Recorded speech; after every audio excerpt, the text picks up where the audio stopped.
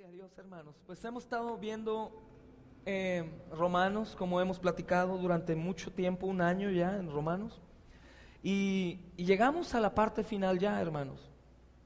Realmente lo que falta es lo que vimos cuando pasó lo del robo y todo eso, cuidándonos de los que causan división, ¿se acuerdan? Fue un mes, una semana de ese mismo tema. Y obviamente ya no vamos a volver a repetir por ahora, más sí vamos a volver a estudiar.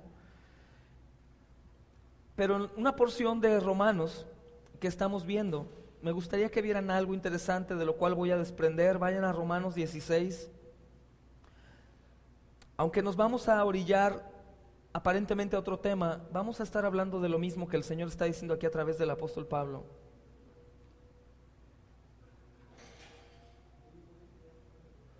Proverbios 16, Romanos, perdón, 16.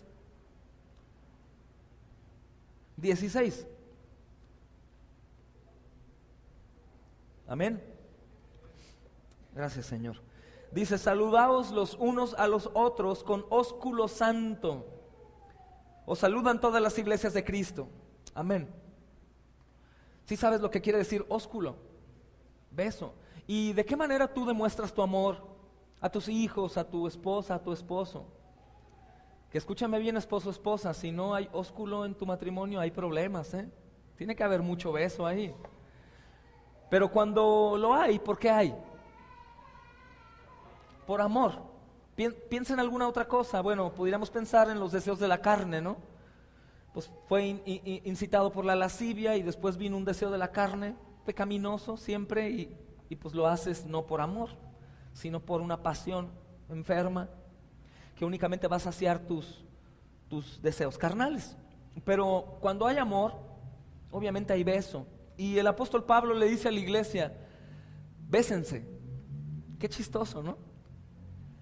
Yo he visto muchas iglesias en donde, y sobre todo la cultura de Estados Unidos, es de no darse beso. Bueno, en muchos lugares, de los pocos que yo conozco, los hermanos de allá, es muy raro que ellos se den beso o se abracen. Ellos son de mano o se saludan así. Hay algunas otras culturas, no sé, creo que también los coreanos, me parece, ¿no, Moon? ¿Dónde está Moon? Por allá, ok. Me parece que también son un poco reservados en esa parte. Ellos más bien son de saludar haciendo una caravana o con mano. Y muchos otros, pero el mexicano nos caracterizamos por ser bien besucones, ¿a poco no? Y abrazar mucho. Nos damos un beso y abrazamos. Cuando llegaban los hermanos misioneros a quien amamos, Darryl y Carla, se sorprendían y nos preguntaban: ¿por qué se besan tanto y se abrazan tanto? Se abrazan mucho y se besan. Cuando viene o venía el pastor Greg, también se le decía chistoso, y ya cuando venía a México se acostumbró a dar beso a todos. Nada más le decía: momento, que no soy italiano yo. Gracias. Y nosotros no, hermanos. Y el Señor realmente se goza de que haya amor y se saluden con ósculo santo, dice ahí, ¿eh? No únicamente salúdense con ósculo, con beso, bésense. La carne domina, pero dice con beso santo, completamente aparte del mundo, completamente con otra mentalidad, en donde no va a despertar ningún celo ni ninguna cosa rara, porque es de una manera santa. Y yo creo que muchos de nosotros discernimos cuando alguien me saluda con alguna sucia intención, o cuando alguien me saluda como un santo, que puedes abrazarlo y el abrazo te reconforta y te sientes bien. Hemos platicado que en ocasiones, al menos yo, he sentido el abrazo del Señor por el abrazo de algún hermano. En situaciones difíciles, en donde no le hemos pasado bien, y que le dices al Señor: Padre, un abrazo tuyo, y llega algún hermano y te da un consejo y te abraza. Eso es fabuloso. Es como el abrazo de un padre, que a mí tuve la bendición de ser muy abrazado por mis padres, y que tenías miedo o estabas angustiado y llegabas a los brazos de papá, o como un bebé que llega a los brazos de su mamá. Es algo indescriptible.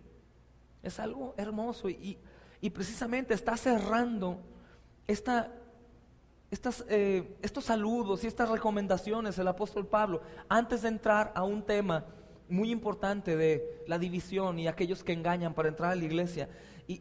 Y frena ahí, dice: salúdense todos con ósculo, con amor. Y con amor también todas las iglesias saluden. y saludan. Y precisamente hoy quisiera, hermano, recordándole el tiempo de Navidad, de nacimiento del Señor, creo que ahorita lo decía el pastor bien, es amor. Lo que cantamos es amor.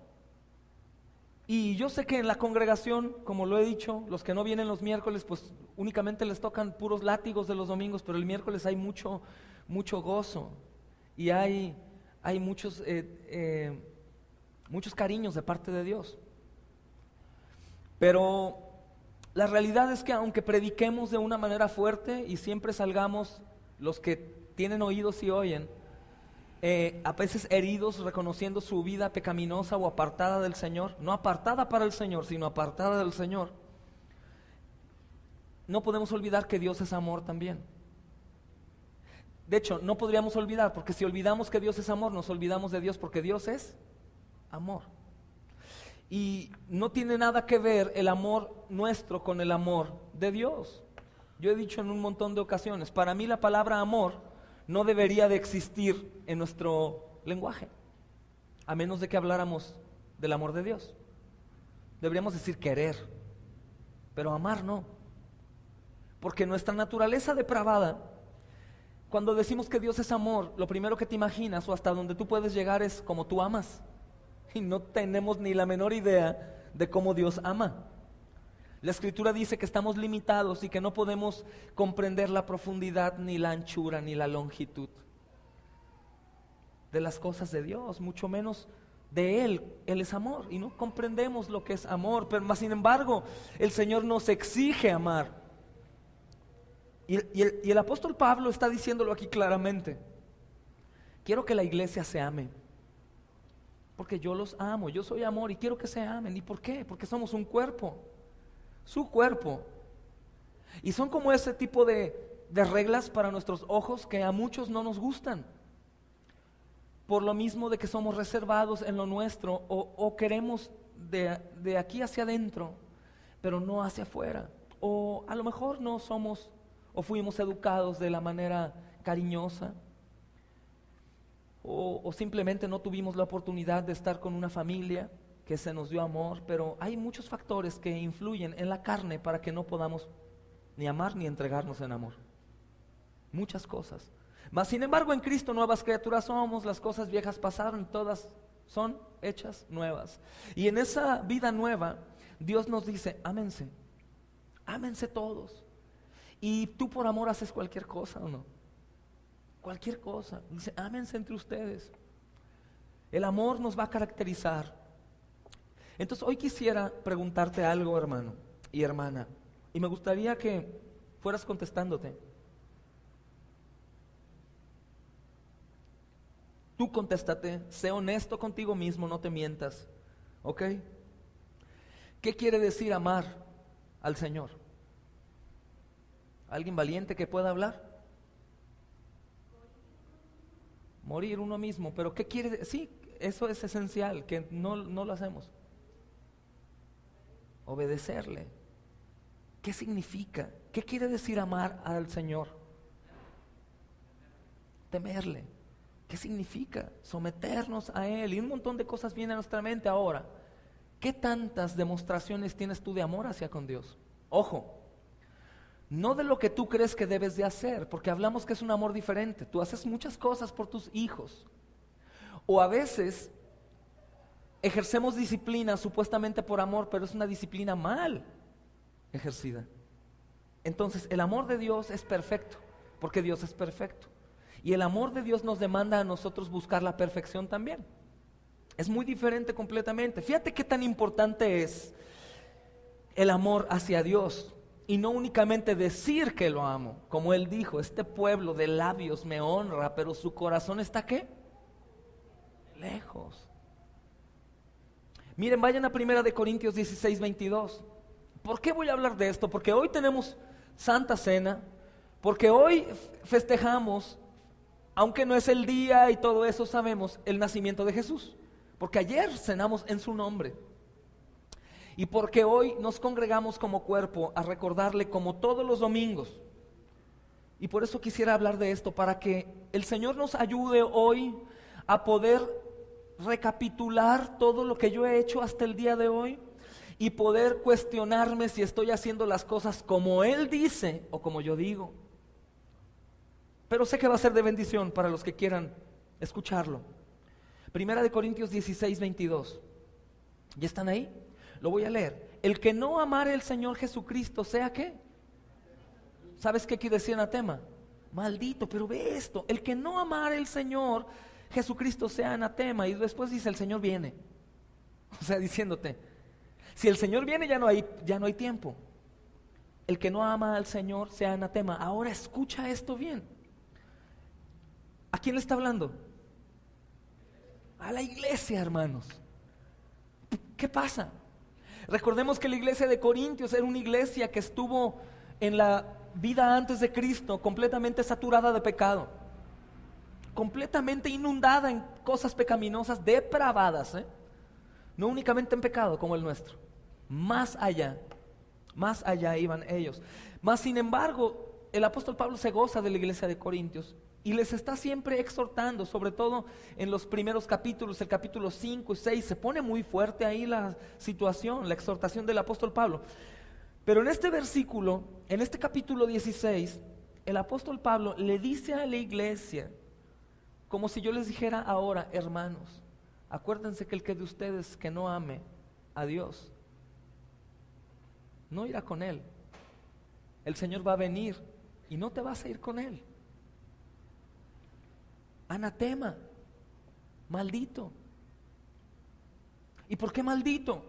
Porque todo aquel que no ama al Señor no recibe obviamente esa gracia salvadora que permite que lo que Cristo hizo en la cruz sea para mí, sino yo me quedo en la vida de maldición.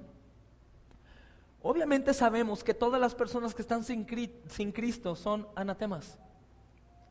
Todas, es una multitud enorme. Obviamente son menos los que aman a Cristo que los que no lo aman. Pero eso no me preocupa tanto como la iglesia. El apóstol Pablo le está hablando a la iglesia y les dice, el que no amare al Señor Jesucristo sea anatema. Y aquí podríamos decir todos, no, pues todos le amamos. ¿Estás seguro, hermano, que le estás amando a la manera en como Él puso las reglas y dijo que las tienes que hacer? ¿O le amas como amas a tu hijo, a tu padre, a tu madre, a tu hermano, a la iglesia? Y es bueno preguntárnoslo, no a manera de acusación, como a veces lo sentimos, sino a manera de edificación, de examinarnos y escudriñar. Yo creo que este es un tema muy controversial, porque obviamente cualquier cristiano que yo le pregunte, ¿amas a Dios? Me dicen, sí, amén. Dime, ¿qué quiere decir amar a Dios? Y ya no van a saber contestar, o van a decir obedecerlo. Bueno, vamos a empezar el cuestionamiento. ¿Lo obedeces? Sí. Voy a la iglesia, oro, ofrendo, ayudo al pobre. Y pensamos que el hacer eso es amarlo, o es lo único que demuestra o manifiesta que yo lo amo. Pero fíjate qué terrible es esto. Todos los que estamos en Cristo, ¿tenemos una vida más santa que los que no están en Cristo? Me refiero, ¿nuestra vida es más santa que la de una monja? ¿O la de un fraile?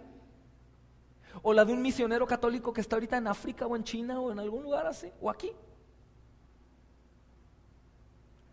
A lo mejor te mueve, ¿no? Porque ¿qué tiene que ver esos hijos del diablo con un hijo de Dios? Podría ser en nuestro orgullo santo. Más sin embargo, la pregunta da justo en el blanco. ¿Quién aparentemente ante los ojos de uno cristiano es más entregado a Dios? ¿Nosotros que somos su única iglesia? ¿O aquellos que no son su iglesia pero parece que son? Yo no te hablo de religiosidad, ni te hablo de vestirnos como ellos. Yo te hablo de lo que ellos hacen para su Dios, el tiempo que le dan a su Dios. Yo sé que están podridos en pecado Y sé que sus pensamientos están mal y sus pláticas y todo. Y yo sé que aunque ellos saben que no deben de casarse, por ejemplo, con alguien, se casan. Y una monja no tiene relaciones y los han tenido, y lo sabemos. Pero me refiero a lo siguiente. Nuestra santidad es fluorescente comparado con la santidad supuesta de ellos. Y esto es en donde me gustaría profundizar hoy, porque todos los cristianos creen que porque el Señor los atrajo a ellos y ellos se congregan y asisten a alguna otra reunión en la semana, porque oran, porque cantan y porque leen la Biblia, a veces eso quiere decir que ya son amantes del Señor. Y la palabra dice completamente otra cosa. ¿Sí recuerdan qué quiere decir santo? De un lugar a otro. Miren que yo estaba pensando, y toda la gloria a Dios, pero ayer daba muchas gracias en la madrugada, porque Dios me bendijo, hermanos, con una familia muy hermosa. Muy hermosa en el sentido que, si yo digo que me ha costado trabajo seguir al Señor y apartarme del mundo, yo sé que a ellos más. Porque los niños no nacen siendo santos, ni siendo cristianos. Y hay un montón de cosas que llaman su atención. En todos lados, televisión, películas, pláticas, cosas. Y ellos no entienden el por qué tienen que ser arrebatados o apartados de esos lugares. Un ejemplo, yo le digo a mi hijo André o a Matías, ¿vamos a ir hoy al parque a jugar? Y le digo, no papi, vamos a ir a repartir unos tratados y a orar con gente. Ay, bueno, pues está bien. Y ante mis ojos o mi pensamiento carnal yo digo, qué malo, si ellos tienen que divertirse y ellos tienen que gozar, oye, son niños. Ese es lo que nuestro amor cree. Cuando el amor de Dios dice, apártense completamente de las cosas del mundo. Ojo, yo no digo de jugar y eso sea malo, por supuesto que no. Ni tampoco yo voy al extremo, ya saben, de no veas fútbol porque es la cabeza de un demonio que se llama el gol y eso no. No voy a eso, sino me refiero a qué tanto tiempo yo paso en las cosas que el mundo hace y qué tanto paso en el tiempo con las cosas que un cristiano debe de hacer. Y mi familia se ha dado a la tarea de irse apartando del mundo. Yo sé que Dios lo hace, pero en ocasiones yo olvido y exijo constantemente sobre ellos, pero yo admiro la labor que hacen de apartarse, no únicamente porque se les está exigiendo, sino porque saben que se tienen que apartar. Y se quitan un montón de cosas de alrededor, como pueden ser, no sé, X cosas que normalmente nosotros deseamos hacer después de una larga temporada de trabajo o de escuela o de cosas, como si mereciéramos hacer. Olvidamos que el único que merece todo es Dios, porque todo lo que podemos y logramos hacer es por Él, hermanos.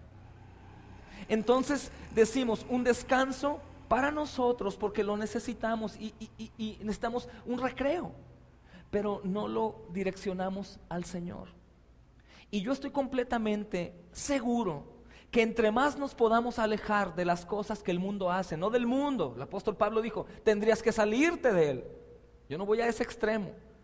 Yo hablo de gozo, de felicidad real en Cristo Jesús, no cosas que únicamente llenan mis pequeños vacíos o mis cansancios, sino te hablo de un gozo eterno. Y yo te honro mucho, André, y te amo mucho y te admiro mucho por lo que haces, y a ti ni se diga, mi hermosa, porque han aprendido a poderse ir alejando de las cosas que tanto nos gustan a todos, porque nos gustan, hermanos. Y nosotros nos autojustificamos pensando que merecemos ese tiempo o ese espacio. Por eso es muy natural en las iglesias que las reuniones de oración están solas, hermanos, que los discipulados están solas, y allá andan los pobres pastores, me incluyo, tratando de convencer o de que vayan, cuando son cosas entre el Señor y la persona en particular. Y cuando yo le pregunto a alguien, ¿por qué no vas al discipulado? ¿Por qué no fuiste a la reunión? No, es que estaba muy ocupado y salí, no sé qué. Pero ninguno de sus pretextos tienen comunión con Dios. Eso es muy preocupante, porque ¿qué quiere decir santo? Entonces todos tienen trabajo, todos tenemos escuela, todos tenemos actividades. Mas sin embargo, ¿qué haces en el tiempo que el Señor te regala extra? Puedes decir, ¿y a ti qué? Pero es a donde yo voy, que esa mentalidad nuestra nos lleva a autojustificarnos y sin darnos cuenta nos vamos alejando de Dios. Hoy no quisiera exhortarte de una manera gravosa, como en ocasiones lo hago, lo confieso. No es con la intención, sino que el Espíritu Santo me lleva a eso, hermanos. Pero hoy quisiera hablarte con mucha paciencia, la cual le agradezco al Señor que me haya permitido enfermarme de la garganta y también que esté algo cansado. Pero hoy quiero exhortarte a que en verdad reconozcas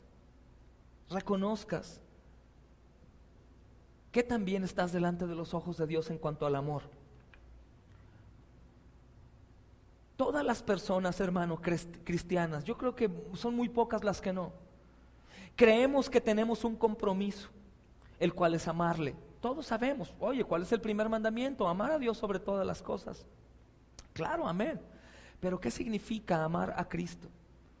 Entonces los puntos que hoy vamos a analizar, me gustaría que en verdad los analices, y no únicamente hoy, y saliendo de aquí hablemos de otra cosa, sino trata de hablar contigo mismo, habla con el Señor y ponte de acuerdo con Él en estas cosas.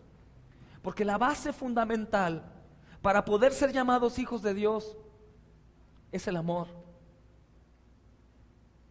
Y tú dices, no, mi base, mi fundamento es Cristo. Sí, Dios es amor y Cristo es Dios. Cristo es amor también. Y en eso se funda todo lo demás. Y las respuestas se encuentran en la Biblia. Y hoy traje aquí el pizarrón para anotar unas y que podamos estar viéndolas ahí. Vamos a primera de Juan 4:8, hermanos, y vamos a pedirle al Señor que nos ayude. Recordando una regla de oro bíblica, Cristo no vino a condenar, sino ¿a qué? Entonces esto no te está condenando, al contrario, te está advirtiendo. Es como dice un pastor de la iglesia del pastor Sugel, dice, entiendan que cuando estoy exhortándoles con fuerza, no es porque los quiero acusar y condenar, sino de parte de Dios les estoy advirtiendo lo que puede pasar. Es eso. Pero nosotros siempre como que no te metas conmigo. No, es como cuando le pegan a uno de nuestros hijos, lo agarramos, no te metas con mi hijo, ¿qué pasó? Lo mismo, no te metas con mi pecado, con mi manera de vivir, ahí no te metas. Es lo mismo, pero el Señor no nos está condenando, sino nos está advirtiendo. ¿Por qué nos está advirtiendo? Dice, tienes que amarlo, porque si no lo amas, eres considerado como un maldito anatema. Y después dice ahí en Corintios 16, el Señor viene, ¿eh? O sea, no es condenación, es advertencia. Despierte, pueblo. Y dice primera de Juan 4:8, ¿están ahí? Hice algunas notas y a lo mejor quité algunas partes de algunos textos que vamos a ver, pero no importa, trata de buscar en ese mismo texto cuando suceda. Dice en el nombre de Jesús, el que no ama, ¿qué dice ahí? No ha conocido a Dios, porque Dios es amor. Por eso la pregunta no se te olvide, ¿qué quiere decir amar a Dios? ¿Y qué quiere decir el amor cristiano? Porque yo creo que todos aquí sabemos querer, que nosotros le decimos amar. Pero ¿qué quiere decir el amor cristiano? Y nosotros primeramente tenemos que analizar la relación que tenemos con nuestros seres queridos para poder saber qué es amor, qué soy capaz de hacer yo por mi esposa, qué soy capaz de hacer por mi hijo. Gran parte de los hombres que trabajan y mujeres, ¿para quién lo hacen? Para su familia. ¿Y por qué lo hacen? Por amor, decimos. Es por amor. Mas ahora que el Señor nos dé una buena sacudida. Porque ¿qué crees que sea más importante, mi amado hermano y hermana? ¿Amar más a tu familia o amar más a Dios? Y es muy importante que lo analicemos hoy. Muchos cristianos andamos por el mundo pensando que por el hecho de haber entregado nuestras vidas a Cristo después de que Él nos llamó, eso implica que no tenemos mayores obligaciones en esta maravillosa relación en la que hemos sido hechos partícipes. Muchos cristianos pensamos que por simplemente haber sido llamados y ir a la iglesia, creemos que ya no hay más cosas que hacer. Creemos que ya llegamos y ya. ¿Y por qué digo esto? Porque los que ya llevan años de cristianos se dan cuenta. Yo preguntaba el domingo pasado, ¿tu vida cristiana va descendente? ¿Va pareja o va ascendente? Es bueno que analices. ¿Cómo va tu vida? ¿Descendente? ¿Intermedia o igual? ¿O ascendente? La Biblia no abraza la descendencia, ni lo intermedio o lo igual, sino dice que el Señor nos lleva de gloria ¿en qué? Y de victoria en victoria. ¿Y por qué dirá victoria en victoria? ¿En dónde, cuando hay olimpiadas o carreras, ponen 3 tarimas, verdad? ¿Dónde se para el número 1?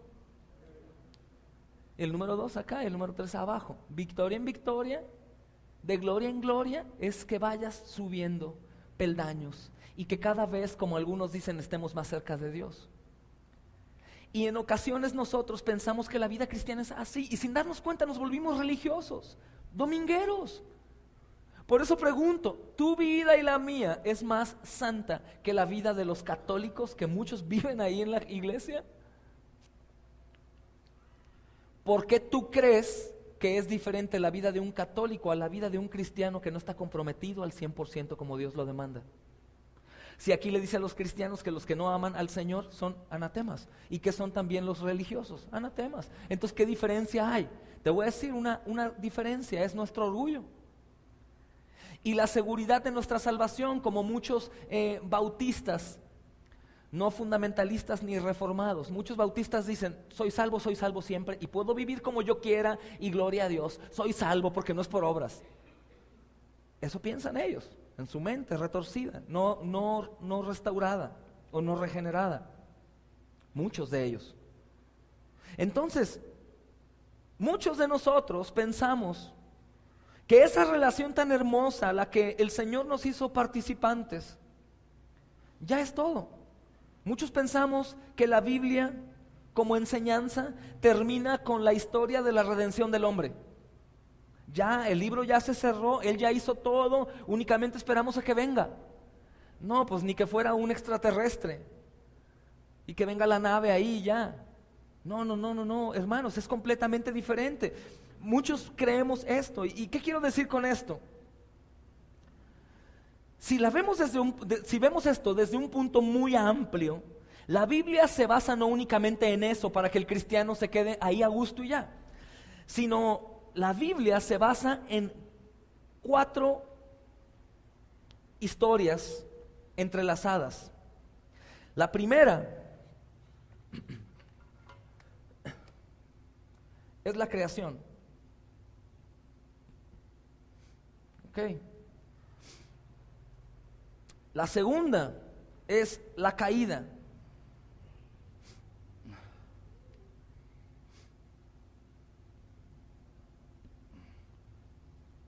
La tercera, ¿cuál creen que sea? ¿Alguien? La redención.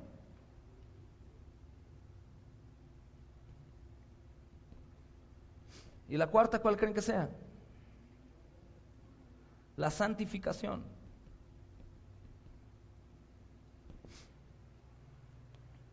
¿Qué es santo? Apartado. ¿Y qué querrá decir santificación?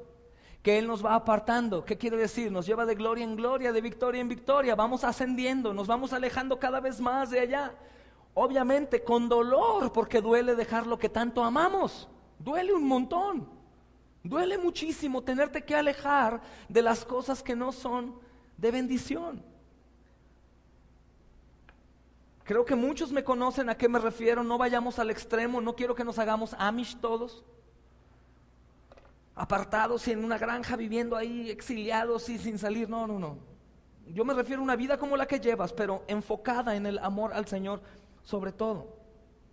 Muchos de nosotros vivimos nuestras vidas pensando en que la historia de la Biblia termina con la redención. ¿Cierto o no? Olvidando el detalle más importante, que todos tenemos que tener una vida completa de amor a Cristo, con el fin de ser santificados por Él. ¿Qué tiene que ver esto? Porque si yo amo a Cristo, o sea, ¿cómo mi vida amar a Cristo y ser santificado? Si yo únicamente creo que mi amor se manifiesta por lo que yo digo, o diciendo, es que el Señor y yo nos entendemos, tú no sabes cómo está mi vida, es un error, porque el Señor nos santifica, ¿sabes cómo? Con la relación con la iglesia. ¿Por qué? Porque el Señor nos conoce y sabe que somos muy nuestros, y al momento que nos integramos a una iglesia comenzamos a tener fricciones con nosotros mismos. Ya saben cómo soy, ya saben qué pasó, y mira que no soy el esposo que aparentemente era, o la esposa que aparentemente digo que soy, o eso. Nos vamos conociendo, hermanos. Dice ahí un dicho popular del invitado en la casa, dice, el muerto y el arrimado a los 3 días apesta, ¿no? ¿Por qué? Porque se empieza a conocer la persona tal cual es. Y en la iglesia comenzamos a conocernos y a integrarnos de tal manera que nos conocemos tal cual. Y empezamos a ver, ay, no me cae tan bien como yo creía. Y mira que yo no, yo mi lugar. Y ese es un problema, porque no existe un cristiano verdadero que no esté relacionado verdaderamente con la iglesia, hermanos. No existe. Y el que existe es el que cree que es, pero no lo es, porque el amor de Dios hacia nosotros se manifiesta por la entrega de su Hijo. Y el amor nuestro hacia con Dios se refleja en la entrega nuestra.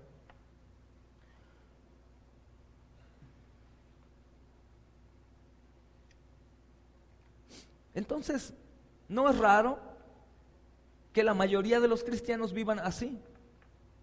No es raro porque vivimos dentro de un mundo que todo el tiempo ofrece una tentación muy agradable.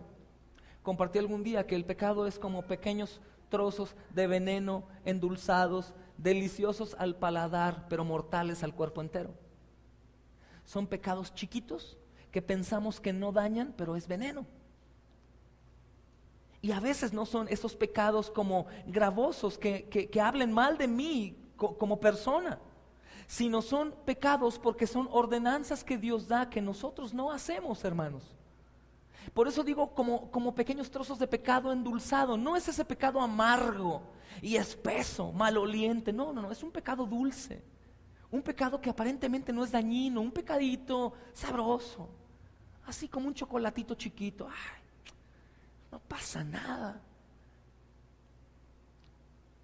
Entonces el proceso de santificación es un proceso doloroso, porque es apartar como algo un ser vivo, o arrancar una costra, o quitar a una planta. Si la planta hablara cuando la trasplantan y la mueven, le dolería. Nosotros estamos tan arraigados en esta tierra, en nuestras cosas, en nuestros trabajos, en nuestra mente, cansancio, enfermedad, en nuestro dinero, en nuestro no dinero, todo eso, que nos duele mucho cuando el Señor me dice, ey, deja todo y sígueme. Ojo, no refiriéndome, hermano, que dejes de trabajar y quieras seguir al Señor así. Mejor síguelo con trabajo, y si Él quiere tenerte de tiempo completo, lo va a hacer. Entonces, si analizamos nuestras relaciones intrapersonales, podemos decir que amamos a alguien. ¿Por qué? ¿Por qué tú puedes decir que amas a alguien? Hoy participemos todos. ¿Por qué puedes decir que amas a alguien? Te entregas. ¿Por qué más? Hablando de esposa, ¿ah? Lo atiendes. ¿Qué más?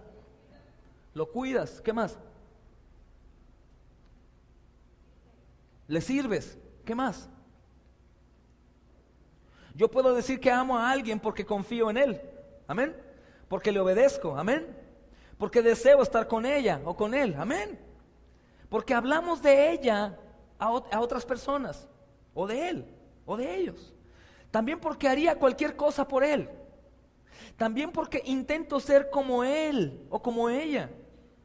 También porque intento agradarle. Escucha bien. Y yo sé que el Señor te va a hablar hoy, porque no puedes resistirse a su palabra, porque es más punzocortante que una espada de doble filo. Eso quiere decir que aunque te pongas con brazos cruzados, te va a cruzar con todo y huesos. Tú puedes saber si amas a alguien, no por lo que tú dices acerca de la persona que amas nada más, o crees. A mí me diga lo que me diga el hermano Charlie, yo le amo y nadie lo quita de eso. Espérame. ¿Quién dice eso? Tú. Ok. ¿Qué dice la Biblia? ¿A quién le creemos más? Primeramente, yo aquí menciono, confío en la persona. En el caso de un hijo o de una esposa o esposo, familia, depende, porque le obedezco. Número 3, porque deseo estar con ella o con él. Número 4, porque hablo de ella a otras personas. Número 5, porque haría cualquier cosa por él o por ella. Número 6, porque intento ser como ella o como él. ¿Han visto los niños o las niñas jóvenes que aman a algún artista o algún futbolista? Quieren ser como él. Quieren jugar como él, quieren cantar como él, quieren vestirse como él. Hablan de él todo el tiempo. Si el artista les dice, oh, todos, yeah. Todo. Ahora brincando, todos brincan. Los manipulan. Es un amor falso, pero a fin de cuentas lo están demostrando así. Número 7, porque intento agradarle. Ahora vamos a analizar estos puntos por separado para ver cómo sí podemos decir que verdaderamente amamos a Cristo. Para ver cómo sí puedo decir. Hagamos algo. ¿Quién de aquí podría decir, palomita, confías en el Señor? Podríamos decir amén. ¿Lo obedeces? Depende, ¿qué quieres decir? ¿Lo obedeces? ¿Deseas estar con Él? Claro, ya quiero ir. Hermano, ¿cómo dices que quieres estar por la eternidad con Él si aquí no quieres estar ni 1 hora, 2 horas o 2 o 3 días a la semana? No tiene sentido. No tiene sentido.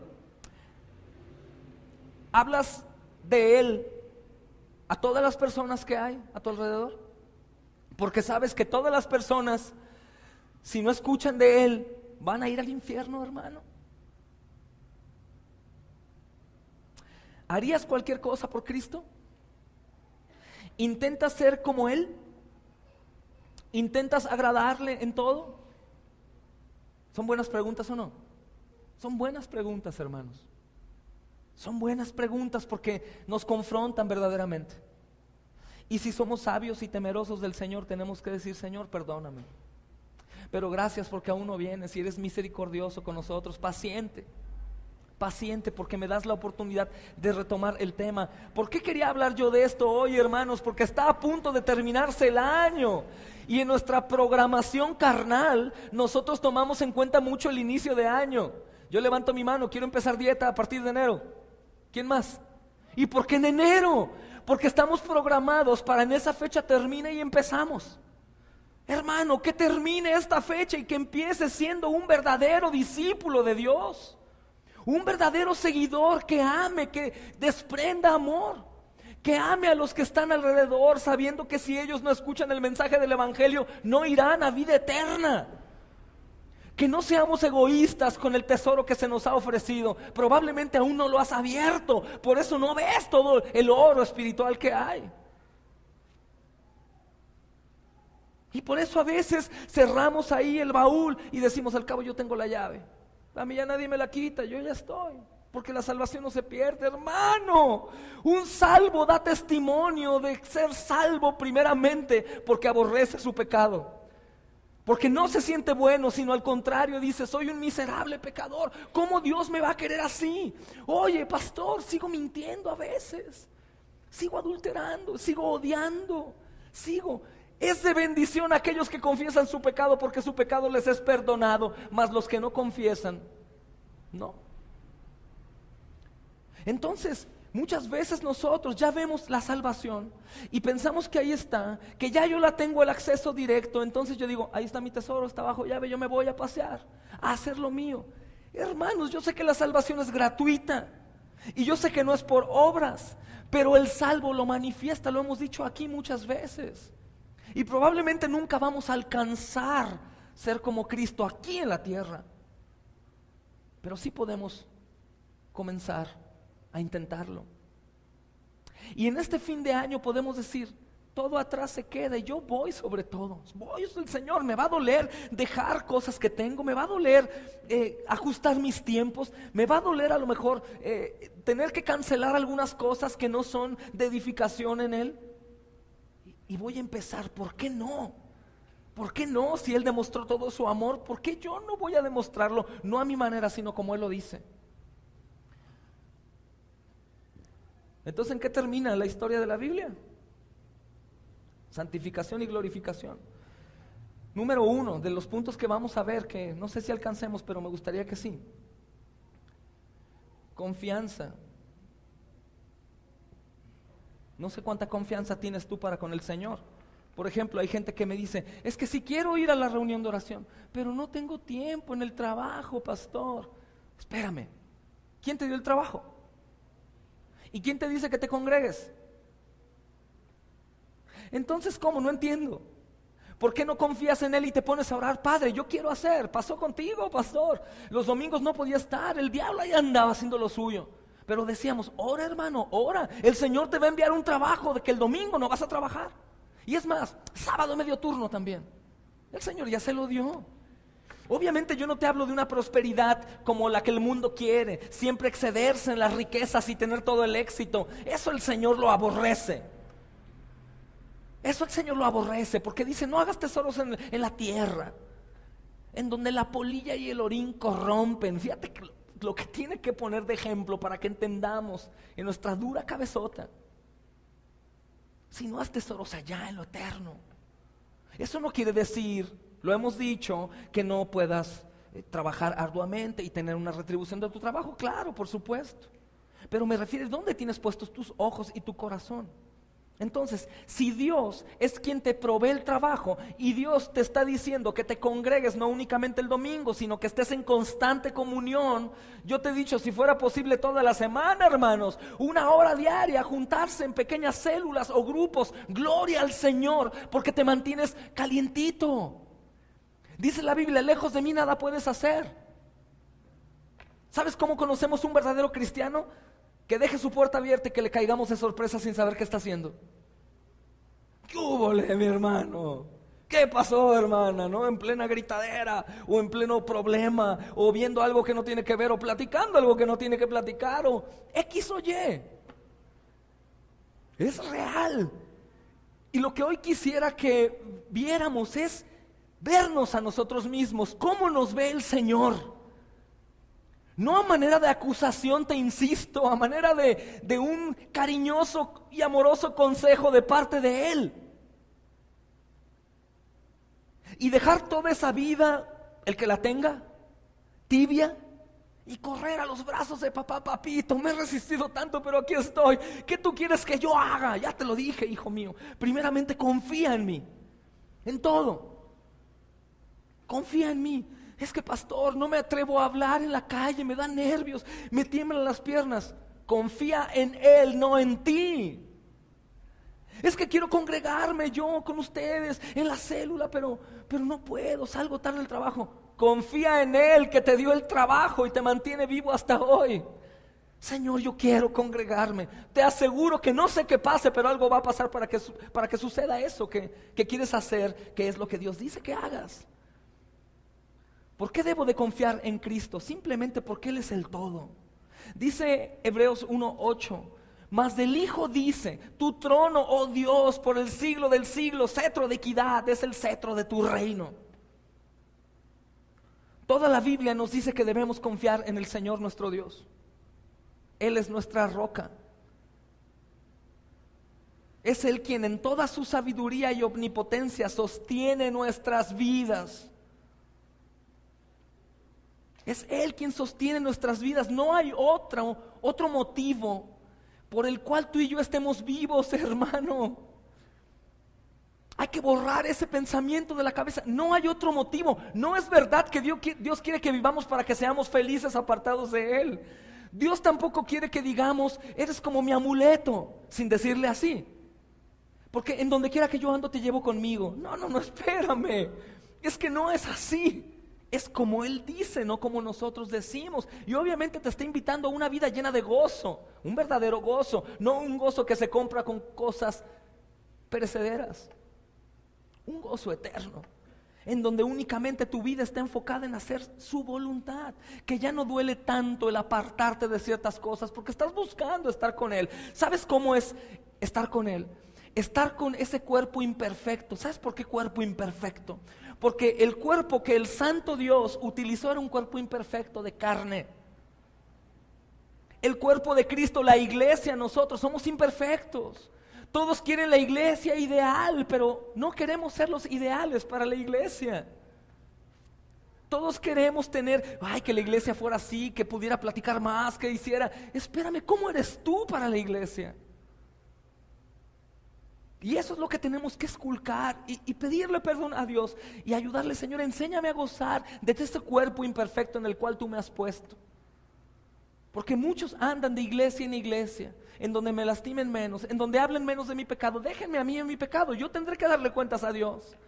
Una persona hace poco me dijo: pues nadie me juzga, solo Dios me juzgará. Y yo le dije: ¿no te da miedo que Dios te juzgue? Al final ya.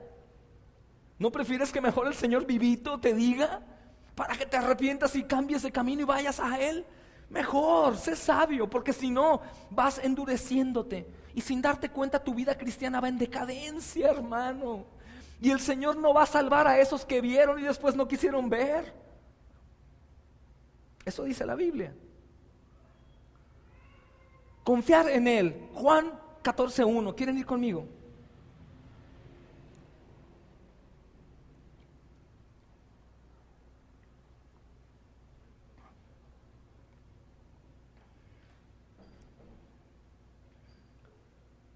Juan 14:1 y dice: no se turbe vuestro corazón. ¿Creéis en Dios? Cree también en mí. No te turbes por nada que acontezca, por nada que esté sucediendo. No te turbes por nada, por nada. Ese hombre llamado Jesús que anduvo entre nosotros en esta tierra, ese hombre, amados, es Dios. Ese hombre es Dios. Y vayan a Proverbios 3:26, por favor. Proverbios 3:26. Dice: porque Jehová será tu confianza, y Él preservará tu pie de quedar preso. Confía que en el camino que vas a caminar, que está lleno de trampas, el Señor te asegura no caer preso ahí. Pero está mucho mejor este camino. Soy mucho más feliz. Hay más armonía en mi familia. Dios también quiere que yo tenga tiempo con mi familia. Dime el versículo. Dios quiere también que yo pase un tiempo de descanso. Claro, Él descansó, ¿no? Él no descansó. Él no descansa nunca. Él no necesita descanso. Nosotros necesitamos descansar en Él. Y la mejor manera de hacerlo es confiando en Él. Una confianza completamente desconocida para el hombre y probablemente para muchos de nosotros. Ese camino de turbulencia y camino difícil que se torna para aquellos que estamos siguiendo al Señor, en ese camino no necesito yo caminar por mi propia cuenta, sino es el Señor quien manda dando mis pasos. No en cualquier lugar, sino en el camino que Él traza. No en el que yo creo que es, sino en el camino que Él dice que es Cristo. Y está tan difícil ese camino que Él es el que me va quitando trampas. Y aun cuando caigo en trampas, Él saca mis pies, hermanos. Eso dice este proverbio. Qué bendición. Dice Jeremías 17:7, ya lo conocen el texto. Bendito el varón que confía en el Señor y cuya confianza es el Señor. Bendito que es, ¿se acuerdan? Muy feliz. 3 veces. O sea, extremadamente feliz. Muy, muy feliz y feliz y feliz es el hombre que confía en el Señor. Aquel hombre que pone en el Señor su confianza. Implica muchas cosas, recordando lo que dijo Jesús: no se turbe vuestro corazón. No únicamente bonanza a nuestro alrededor. Eso es misericordia. Dice Efesios 3:11 y 12: conforme al propósito eterno que hizo en Cristo Jesús nuestro Señor, en quien tenemos seguridad y acceso con confianza por medio de la fe en Él. Fíjate qué tremendo está aquí. Dice, conforme al propósito eterno que hizo en Cristo Jesús nuestro Señor, en quien tenemos seguridad, fíjate, y acceso con confianza por medio de la fe en Él. Primera de Juan 2:28 dice, y ahora, hijitos, permaneced en Él, para que cuando se manifieste tengamos confianza, para que en su venida no nos alejemos de Él avergonzados.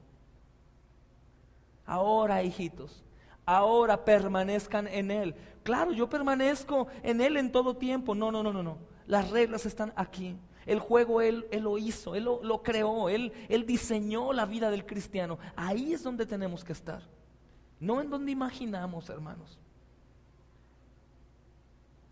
Insisto, no es algo agradable, es un camino turbio, un camino resbaloso y lleno de espinas. Por eso no es muy agradable para todos permanecer en unidad con el cuerpo de Cristo. Entonces, primero es confianza. Necesitamos confianza en el Señor. Confiar que Él va a proveer los medios, el tiempo y todo lo demás para poder hacerlo. Es necesario. Pastor Sugel Michelén, les envía ahí la pedrada como 3 veces la predicación a algunos. Dice algo tremendo que me golpea hasta a mí. Si fuese posible, todos los cristianos, miembros de la iglesia, deberían de estar en todas las reuniones de la iglesia. Eso no es cosa del pastor. Eso no es cosa de nadie más que del individuo en particular. Es un compromiso que se adquiere, que se busca equitativamente un horario en donde se pueda y mantenernos en él. No me puede decir ninguno, platicaba el otro día en relación a la alabanza, ninguno de aquí me puede decir que cuando está en un día cansado y está como agobiado, viene al estudio o a la reunión de oración o a la reunión en casa y sales bien. El Señor dijo, vengan a mí los cargados y trabajados y yo los haré descansar. Pero confiamos en nosotros mismos. Entonces confianza es el número 1. El segundo, ¿qué crees que sea? Obediencia.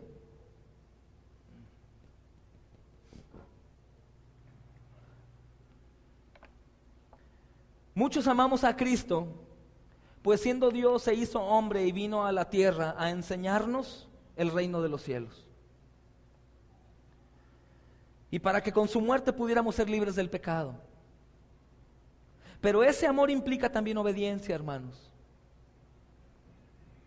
Y es obediencia a lo que vino a enseñarnos. Si nosotros creemos, como platicábamos en un principio, que por el simple hecho de decir que soy cristiano ya la libré, estoy muy equivocado.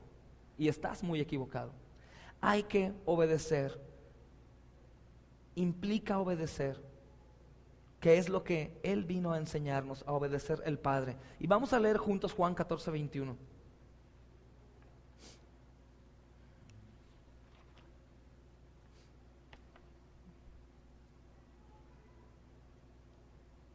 Juan 14:21. Dice, Juan 14:15 primero, perdón, vayan un poco atrás. Si me amáis, guardad mis mandamientos. Decimos, bueno, yo guardo los mandamientos. Ey, espérame, no está hablando de la ley de Moisés. No está hablando de 10 mandamientos, está hablando de los 50 y tantos mandamientos que Cristo dijo que hiciéramos. Qué increíble, ¿no? De esos mandamientos habla para un cristiano. Mira Juan 14:21 ahora sí, dice, el que tiene mis mandamientos y los guarda, ese es el que me ama. ¿Cuántas veces no hemos leído esto, hermanos? ¿Y por qué motivo nosotros no nos golpea o no nos duele saber que no estamos guardando sus mandamientos, hablando de cuerpo, de iglesia, de las cosas que tenemos que hacer? Porque quiero decirte que se tiene que cubrir la parte del necesitado, del huérfano, de los hospitales, de las cárceles, del dar comida, obviamente siempre con la palabra, del congregarnos, del orar. Todo eso se tiene que hacer en la iglesia, si no la iglesia va a morir. Cuando alguien o cuando la mayoría no lo hacen, alguien lo tiene que hacer. Y ahí andamos algunos de nosotros haciéndolo, tratando de cubrir todo lo que se pueda, hasta que tronamos como el año pasado o 2 años atrás. Estábamos sirviendo al Señor en tantos lugares al mismo tiempo que terminamos sacudidos, como casi muertos, ya desanimados, ya no podíamos porque estábamos cargando las rocas solos. Es necesario, ahí manifestamos guardar. Digo, no podemos olvidar lo que dice Isaías 61. Por cuanto me ungió el Señor y lo envió. ¿A qué lo envió? A sanar al quebrantado de corazón, a proclamar la apertura de las cárceles, a dar alivio al necesitado, al menesteroso, a servir, a dar, a predicar, a orar, a congregarse. ¿Sabes cuántos días a la semana estaba Jesús con sus discípulos? A eso vino el Señor a enseñarnos. Entonces, esto es obedecerle, esto es amarle. ¿Y cómo no ser confrontados por la palabra? Si me amáis, guardad mis mandamientos. El que tiene mis mandamientos y los guarda, ese es el que me ama. Y el que me ama será amado por mi Padre, y yo le amaré y me manifestaré en él. Y obviamente la salida aquí de muchos de nosotros es decir, pues bueno, tú no sabes si yo lo amo o no. Tú no puedes venir a decirme que no lo amo. No, el único que puede saber que no lo ama es Él. Y si somos honestos, probablemente tú también. Nosotros también. Respondiendo Jesús y le dijo: el que me ama mi palabra guardará, y mi Padre le amará, y vendremos a él y haremos morada con él. El que no me ama no guarda mis palabras, y la palabra que habéis oído no es mía sino de mi Padre. Él me envió. Dice Juan 14, 23 y 24. El que no guarda mi palabra no me ama. Ya no es una acusación personal de un siervo inútil que se pueda parar en un púlpito a hablar, sino es de él mismo. No dice, tú di que me amas y yo sé que me amas. O haz lo que tú quieras, al cabo yo sé que me amas. No. Habla de obedecer, habla de tener que trabajar para Él. Y digo palabra trabajo porque es algo que cargas, algo que duele, algo que cuesta. Suponer, nosotros no podemos dejar de trabajar porque sabemos que si dejamos de trabajar, dejamos de comer. Lo mismo sucede en las cosas del Señor. Si dejamos de hacer lo que Él dice, hermanos, dejamos de comer ese alimento espiritual, el pan de vida, y comenzamos a desnutrirnos espiritualmente y comenzamos a claudicar porque dejamos de obedecer. Dejamos de confiar sin darnos cuenta, confiamos en nosotros mismos, en nuestras habilidades, en nuestra salud, en nuestro trabajo. Confiamos en nosotros, que si yo no hago lo que yo hago, no voy a estar en donde estoy. Y el Señor se ríe de ti y dice: espérame, tú estás atribuyéndote eso a ti mismo. Entonces tú no confías en mí, tú confías en ti.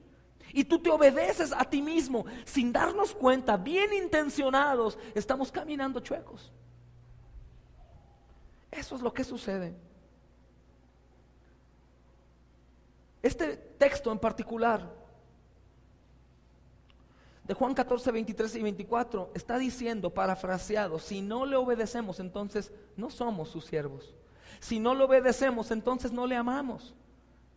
Pues fue Cristo quien nos libró de la muerte eterna, de nuestra condenación en el infierno. Fue Jesús quien nos hizo libres, pero a la vez nos convirtió en sus siervos y Él en nuestro Señor. Por lo tanto debemos obedecer. ¿Se acuerdan que dice Lucas 6:46? ¿Por qué me llamas Señor, Señor? Y no haces lo que yo digo.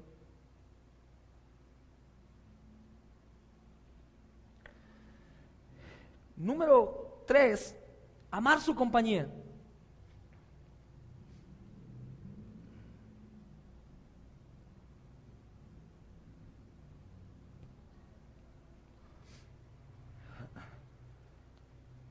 Fue Cristo quien trajo el reino de los cielos a nosotros. No nosotros fuimos al reino. Fue Cristo quien nos acercó a Él. Es Dios llevándonos al Hijo.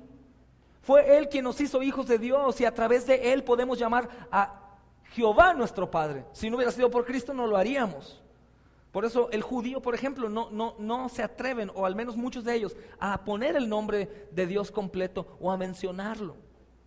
Digo, yo creo que tiene mucho que ver. Nosotros podemos decirle Padre y muchos nos atrevemos a decirle Papito. Eso es por Cristo únicamente. ¿Qué otra razón tenemos para querer estar junto a Él? Cristo nos prometió que estaría con nosotros hasta el fin del mundo. Nos hizo la promesa de que donde quiera que nos congregáramos, Él estaría ahí presente, siempre y cuando hubieran más de 2 o 3. Entonces, amo su compañía. Fíjate que dice Juan 14, 13, 14. Juan 14, 13 y 14. Enseñándoles que guarden todas las cosas que os he mandado. Y he aquí que yo estoy con vosotros todos los días hasta el fin del mundo. Si guardamos todas las cosas que Él nos ha mandado, así yo pues estaré con ustedes todos los días hasta el fin del mundo. Y dice Mateo 28, 20. Todo lo que pidas al Padre en mi nombre, yo lo haré, para que el Padre sea glorificado en el Hijo. Si algo pidieres en mi nombre, yo lo haré. Amar su compañía, hermanos, es todo. Amar su compañía es amar estar con el pueblo de Dios. Amar su compañía obviamente también implica tener confianza, porque yo no puedo estar tranquilo con alguien en quien no confío. Y no voy a obedecer a alguien que no amo y que no quiero estar con él.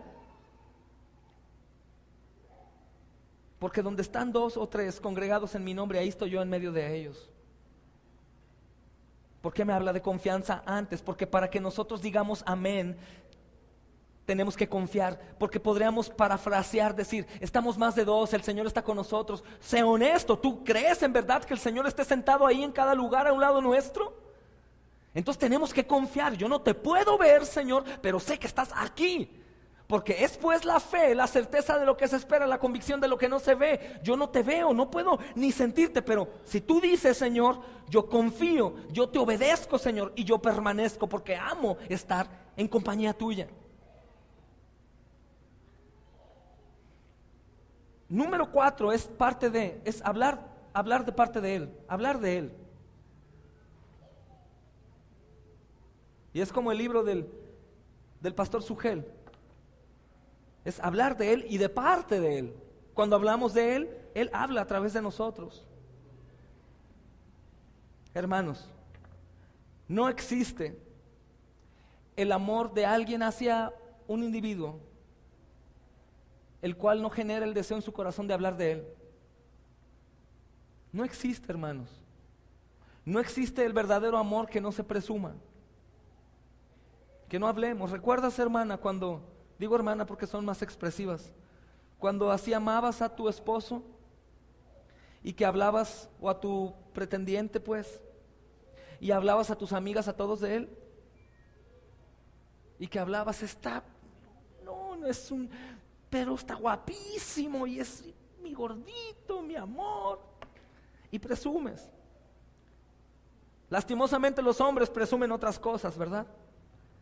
Pero las mujeres se caracterizan mucho por presumir a su pareja cuando lo aman y cuando lo admiran. Nosotros tenemos que hablar acerca de Él porque amamos al perfecto y lo admiramos.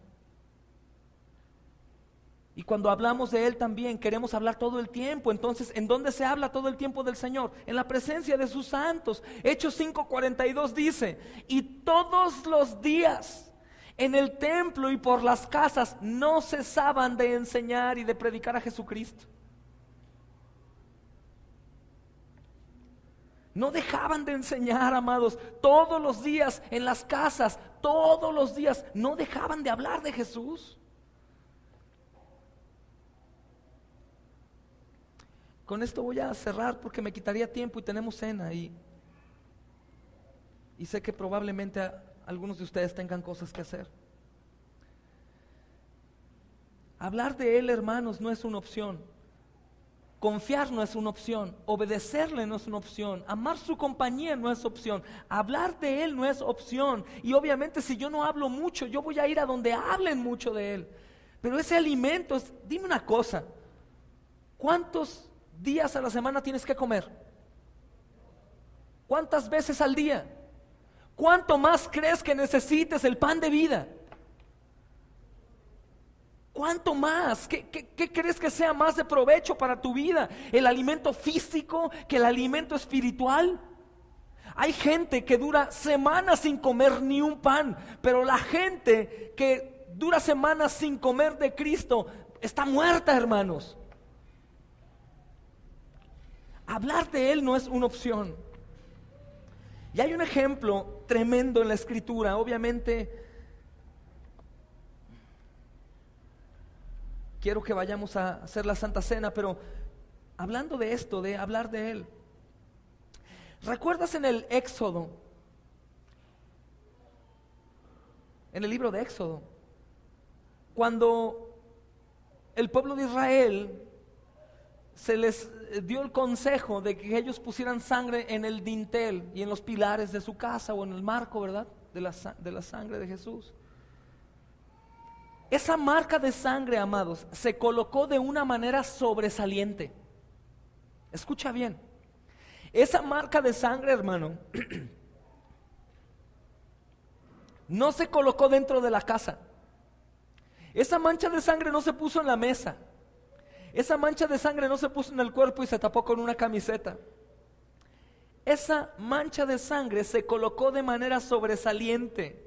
La marca de la sangre se colocó de manera sobresaliente porque los israelitas tenían que dar testimonio de lo que estaba sucediendo afuera y adentro. Ese sacrificio que estaban haciendo adentro de sacrificar un cordero y comerlo no era algo secreto. La vida del cristiano es muy parecida. No es una vida secreta que tú y yo llevamos, que digamos, Dios y yo sabemos, no. La marca de la sangre tiene que ser evidente, tiene que estar lleno de confianza, porque si tú no confías no pones la sangre. Israel igual. Si tú no obedecías lo que el siervo de Dios dijo, tú no ibas a poner la sangre. Si tú no amabas la compañía de la iglesia, no lo ibas a hacer. Aquí tengo, hermano, gracias, sí. Si tú no querías hablar de Él, no te ibas a reunir con la familia a partir del cordero. No pusieron la marca indicadora en la pared del cuarto más profundo, ni en el cuarto de lavado, ni en el cuarto de los niños, ni en ningún lugar donde la podían cubrir con cuadros a fin de que nadie la viera.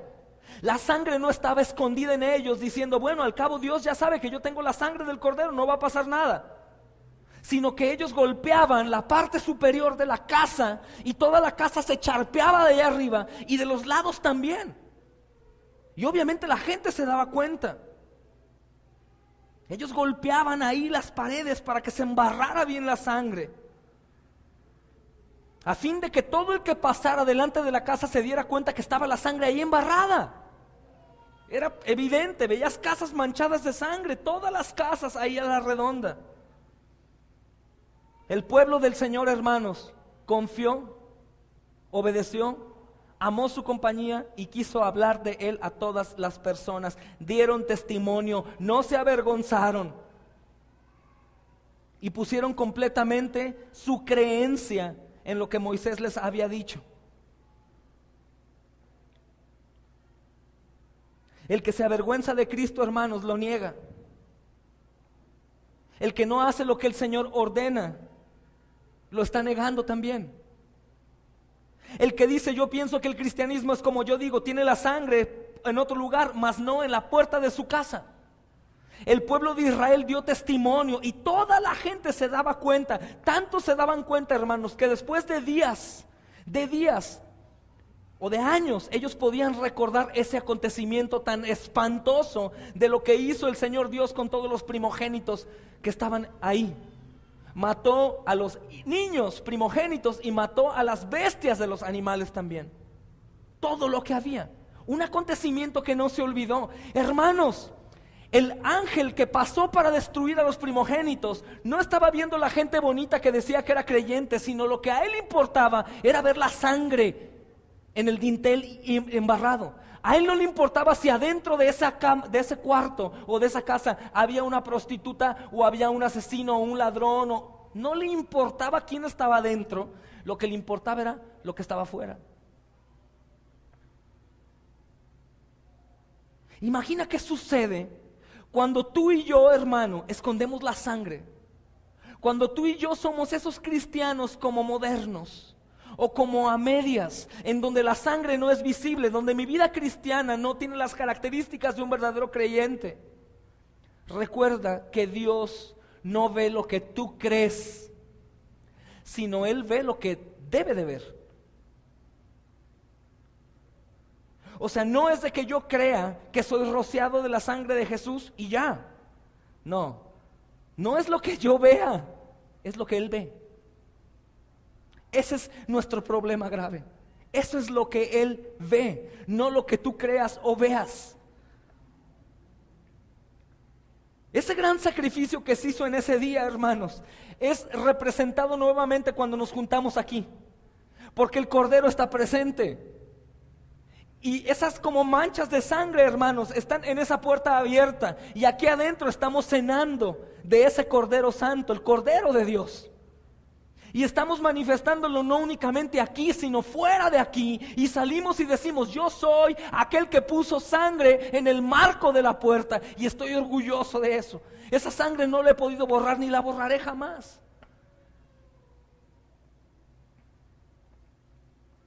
No debemos de considerar el sacrificio de Cristo como muy lejano o como que ya lo hizo y ya no, hermanos. El sacrificio de Cristo es nuestro todo. Y debemos de entender que así como había en ese tiempo esos cristianos dentro que eran esos cristianos, esos israelitas que eran un pueblo escogido por Dios, hermanos, no todos los que estaban dentro eran santos. Pero a Dios no le importó, a Dios le importó ver la sangre nada más. Eso es únicamente lo que le importó al Señor.